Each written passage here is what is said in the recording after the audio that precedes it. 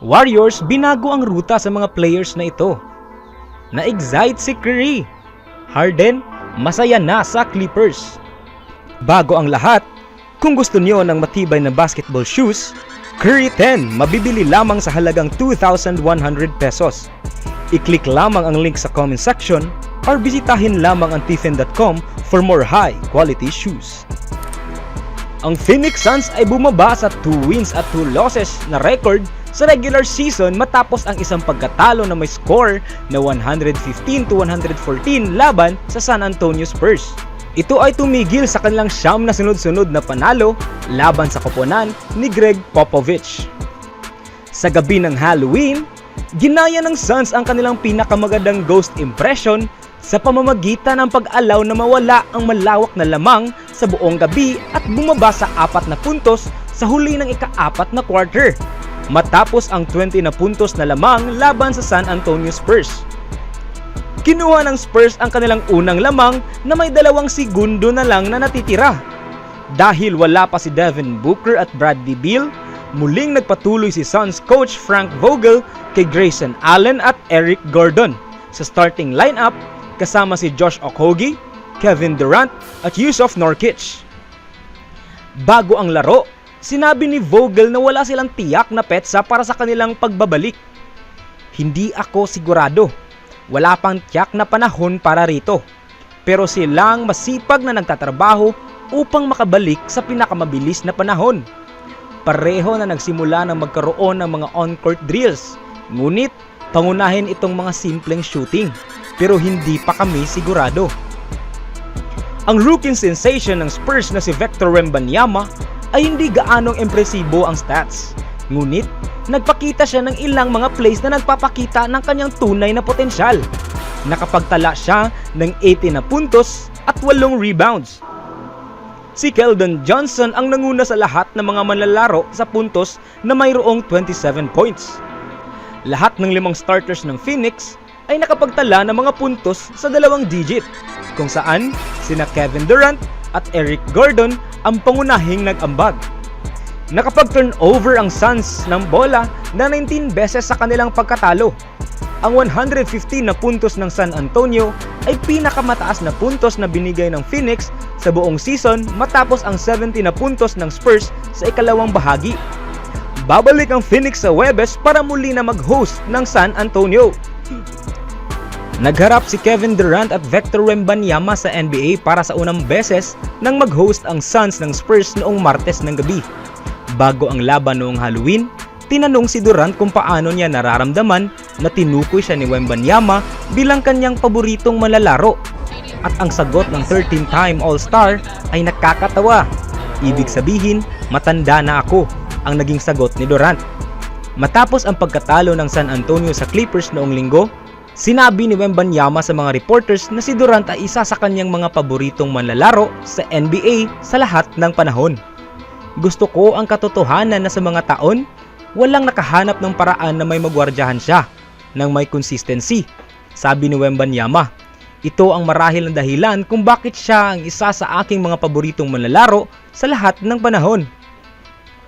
Si Durant ay nasa kanyang ika-16 na NBA season. Siya ay na-draft noong 2007, noong si Wembanyama ay 3 taong gulang pa lamang at mayroon pang Supersonics na franchise. Sa kanyang 35 na taong gulang, si Durant ang pinakamatandang manlalaro sa roster ng Phoenix at ang ika-23 na pinakamatandang manlalaro sa NBA. Ngayon, ang 19 anyos na rookie ay naglalaro laban sa superstar na kanyang pinaghahangaan noong kanyang kabataan pa lamang, na nagsisilbing isang nakakatahom na paalala kay Durant na siya ay tumatanda na.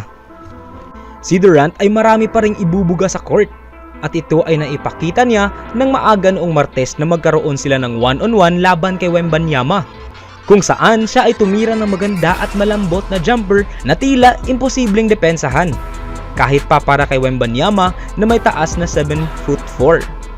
At sa kabilang balita naman, si James Harden na kamakailan lamang ay na-trade sa Los Angeles Clippers kasama si PJ Tucker ay nakitang nagdiriwang sa kanyang pagdating kasama ang isang bote ng champagne. Gayunpaman, dahil ito ay dokumentado lamang sa mga imahe, hindi pa tiyak kung gaano kalalim ang selebrasyon. at kailangan ng pag-iingat dahil may darating na laro ng gabi na iyon. Hindi malinaw kung kailan magpapakita ng unang laro si Harden para sa Clippers. Ngunit ang posibilidad na ito ay gawin laban sa Los Angeles Lakers sa isang sunod-sunod na gabi at maaaring magdulot ito ng pagdaigdigang atensyon. Bagaman ang isang magandang performance ay maaaring magpabawas ng kasiyahan. Ang Clippers ay hindi pa kailanman nakarating sa NBA Finals sa kanilang modernong forma, kung saan ang huli nilang Finals appearance ay noong sila pa ay kilala bilang Buffalo Braves.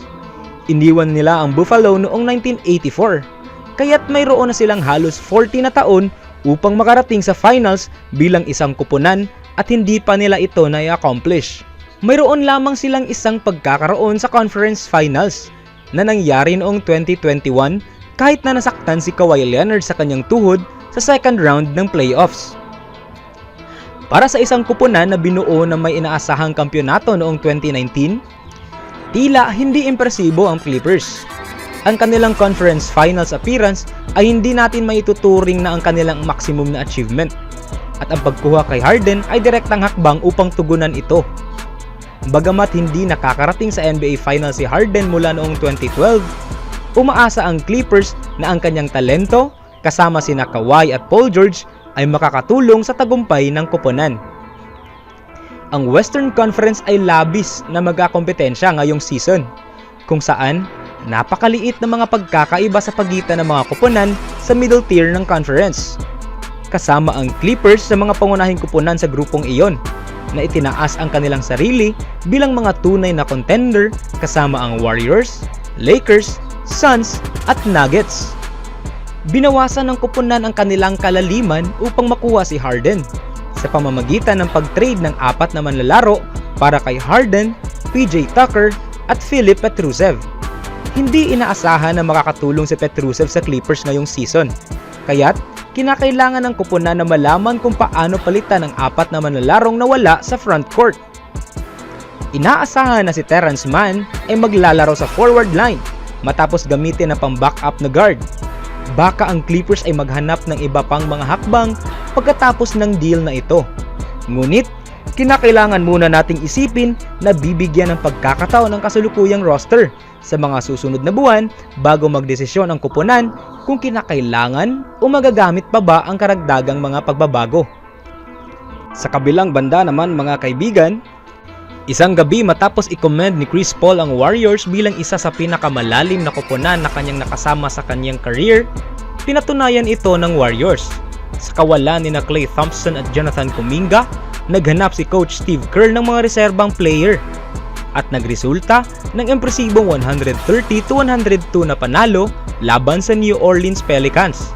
Sa loob ng 3 quarter, itinayo ng Warriors ang 20-point na lamang at hindi bumababa sa 19 points na lamang sa ika-4 na quarter. Ang mga baguhang sina Brandin Podziemski at Trayce Jackson-Davis ay tinawag para sa kanilang unang matagalang aksyon sa NBA at nagpakita ng efficient na paglalaro. Pinakamahalaga para sa isang koponan ang karanasan bilang pundasyon.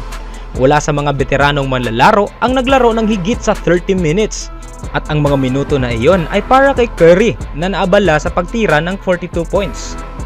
Ang susi sa pagpapalakas ng second unit at pagkakaroon ng mas maayos na rotation ay nang ilipat ni Coach Steve Kerr si Paul mula sa starting lineup papunta sa bench at pinalitan ito ni Draymond Green. At dahil wala si Thompson noong Lunes, pinili niyang gawin ang isang medyong nakakagulat na kilos. Pinapasok niya si Moses Moody kaysa kay Paul. Maganda ang laro ni Moody. Ito rin ay isang strategical na hakbang dahil nagbigay ito kay Paul ng mas maraming oras upang pamunuan ang koponan kasama ang pangalawang unit na kinabibilangan ni Gary Payton II, Dario Saric at ang 2 rookies. Maganda ang performance ng mga rookies, sabi ni Kerr. Nakikita natin ito sa buong kampo. Gusto na naming palaruin si Brandin, habang si Trayce ay nakakuha naming palaruin nung isang gabi sa Sacramento. Si Podziemski at Jackson-Davis ay nag-combine ng 18 na puntos at 17 rebounds.